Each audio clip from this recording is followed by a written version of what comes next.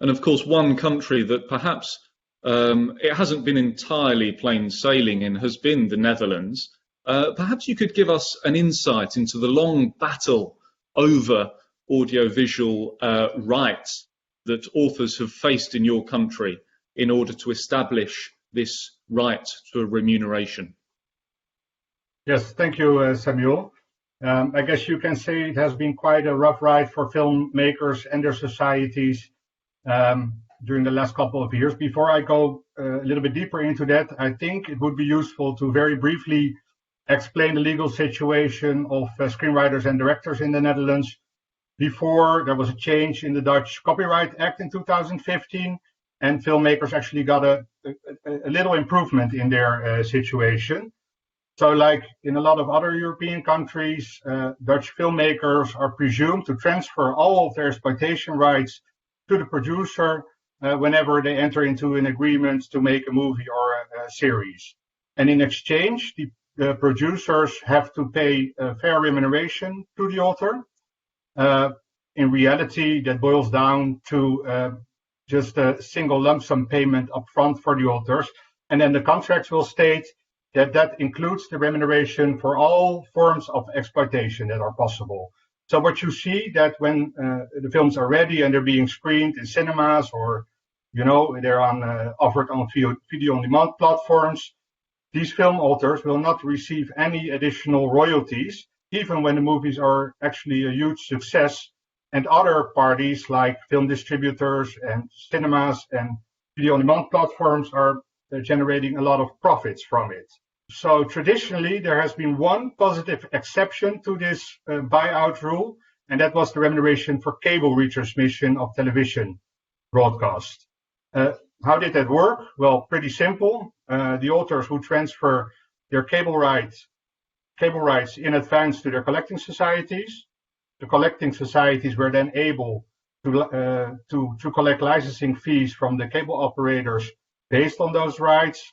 And every time a movie or a series was broadcasted, those authors would receive a remuneration. Now, then the next question, why did it work? That was because the cable remunerations were always subject to mandatory collective management. So that meaning that the cable operators had to deal with the collecting societies to be able to have the needed license for their operations. The system also benefited the cable operators because this system made it a lot easier for them to get all the licenses they needed at a single address with the collecting societies. So everybody happy is what you would guess.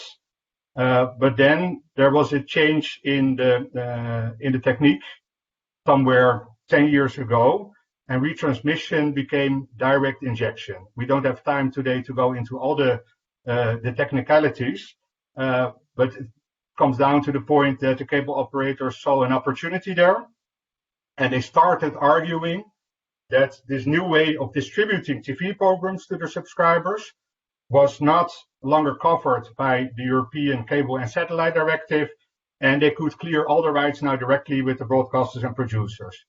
So that was a good way for them to bypass the collecting societies and save some money. That meant that in 2012, the cable operators completely stopped their payments to LIRA and VEFAM, the collecting society for directors in the Netherlands. And suddenly, the screenwriters and directors were stripped from their cable remunerations. For some authors, you have to reckon that was a decrease of 25% in their annual income. That meant that LIRA was forced to start legal proceedings. It eventually went up to the Supreme Court. And 8 years later now, we're back at the District Court of Amsterdam for calculation of the damages that the cable operators have to pay to LIRA for its screenwriters that have been left unpaid. The problem there is that the Court of Appeals in Amsterdam has ruled that LIRA can only claim for members in as far as it's able to demonstrate that the screenwriters have made a specific reservation of their rights in their contracts with producers. And that's not always possible because the producers don't always allow such a stipulation, and more they have been denying that kind of stipulations because they have direct contracts with the cable operators now. The Court of Appeals did acknowledge in its verdict that even in the absence of such a contractual stipulation, that the screenwriters are still entitled to the same remuneration they used to get through LIRA, but they can no longer receive through LIRA. So the court suggested that screenwriters should try to get that remuneration directly and retroactively from their producers. But maybe you can imagine that for individual screenwriters, it's not a very tempting perspective to sue their own producer for a few €1,000. That's just not feasible, not possible, and they might face blacklisting. So that is not the way forward. Also not very attractive for the producers. LIRA received many letters and emails at that time from desperate members who were not able to pay their bills at that time. There were even some members indicating that they could not afford to pay their mortgages anymore, and they had to sell their house. And that might sound a little bit dramatic, but if you take into account that a screenwriter has an average yearly income as a freelancer of less than €20,000, losing a quarter of that can be quite devastating. So luckily, the Dutch legislator was sensitive to the arguments of the film authors. We started a lobby trajectory, and the film authors went directly to parliamentarians and explained what was going on. And the legislator was sensitive to those arguments and saw that there was an untenable situation. So in 2015, new legislation was introduced in the framework of new copyright contract law in the Netherlands.